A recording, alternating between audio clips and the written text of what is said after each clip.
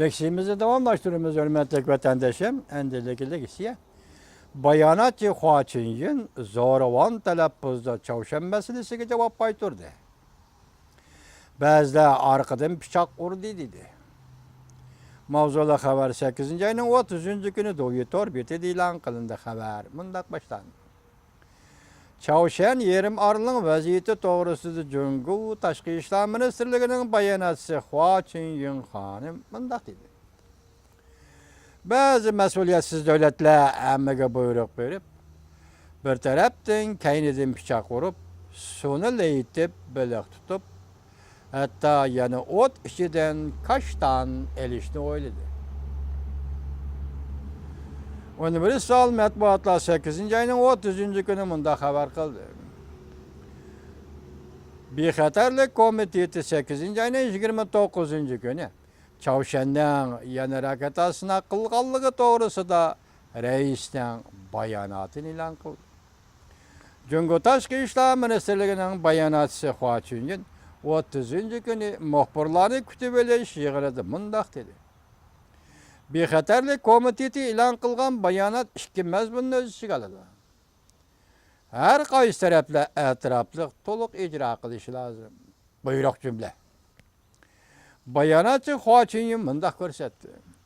Bayanat öz içine algan iki tarafның biri önümlük tedbiri kollanıp Çavuşan'ın yadrosuna kılış müsabısını çektiş. Bunun ikinci mezmunu tinç vasılarını kollanıp Çavuşan yerim arılayım meselesini alkılış. Her qaysı tarafla vaziyetini keskinleştirdiğin sözlerini kılıçtığın saklanış lazım. Her iki mezmun okşaşlı mühim. Bayanatçı Huaçin'in yanımında görsetti. Bazılar özünün hususi melini sığdap kırgızıp, bazı da hemmege buyruk verip, bir taraftan kayniden bıçak vurup, bazılar sonuyla itip bilek tutmakçı buluştu. Hatta ot içinden kaçtan almakçı buluştu. Cazalaş imbar kılıç devrep kelgende aldığı çıkıp elip tinçlik söhbetini ilgili sürüşke kelgende arkaga ütüp aldı. Bu sözlerin hemmisi bayanatçı Huaçin Hanım Amerika Qo'shma Shtatları qartıp atkan sözler vatandaşım. Her kandak mesuliyetini höddige elişni halimidi. Bu mesuliyetçen bir devlette boluşuk tegişlik pozisiya emas edi. Aksaray bayanatı da mındak görsetdi. Her kandak tallaş üstel üstüge koyuldu. Demek vatandaşlarım biz yukarı işe haberdi ki mezmun ve talaffuzun özgergenligini hatta zoravan talaffuz deb mavzu qo'yilganligini sizlarga xabar qildik. Biz başta deganimizda hozirgi jumlalarda diqqat qilsanglar mana nima deydi? Ba'zida hammaga buyruq berib, bir tarafdan kayindan pichoq urib, ba'zida sonila yetib biliq tutib, hatta ot ichidan kashtan almoqchi bo'ldi. Kashtan degan bir xil yemeklik, o'simlik, mevlik mahsulot bo'lsa kerak. Bu maymunun kaştanını elip yiyişini tülke ügütüp otның içinden alıdı degan Xitaylarning nimasi ekan bu turaqliq ibarasi.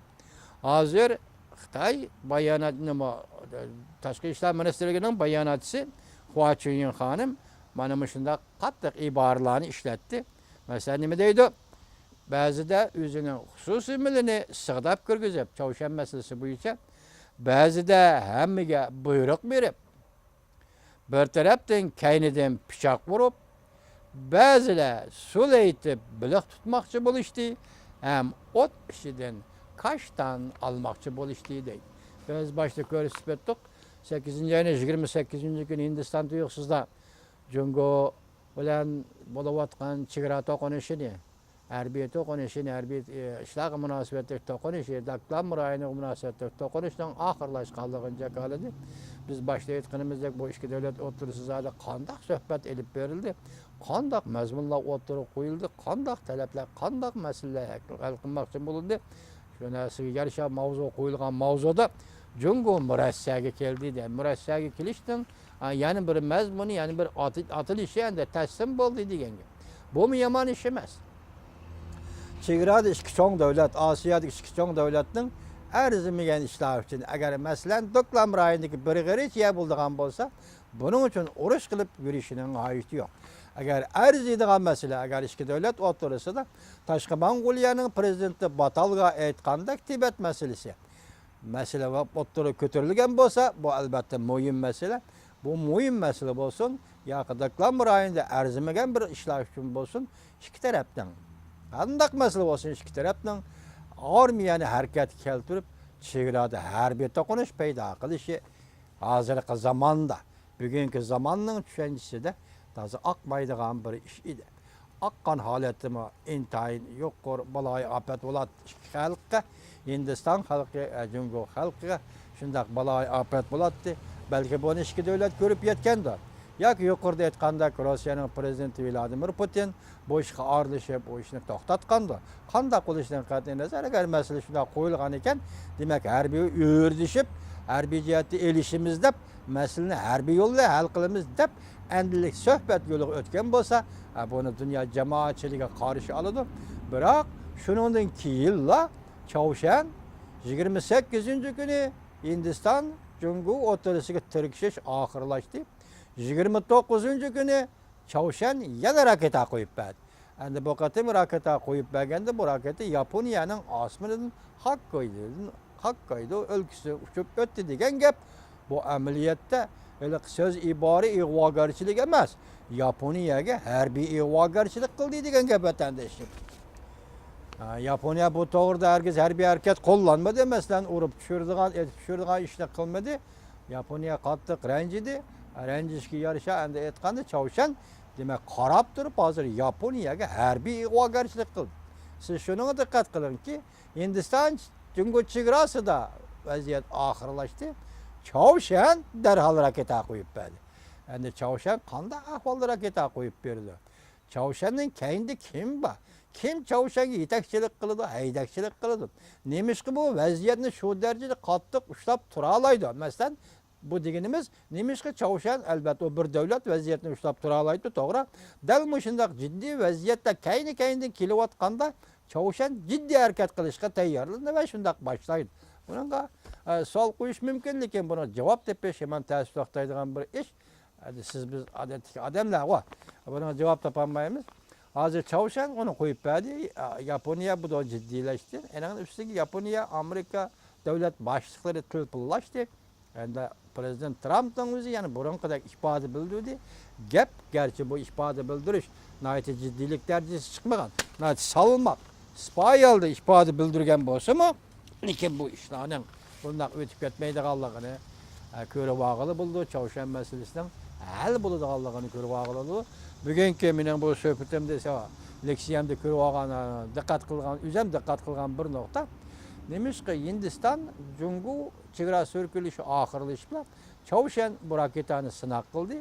Burunqi so'z iboralarni ehtiyotchanlik bilan ishiladigan Jungoning bayonotchilari bu qatam nemishqa qo'pollik bilan Amerikaga qarshi bayonot e'lon qildi. Masalan, o't ishidan qashdan elish, soni leytib biliq tutish, kaynidan pichoq urish degandek buyruqvozlik qilib degandek jumlalarni ishlatgan qaraganda, ana yana aralashishlar ko'rsatib o'tdik.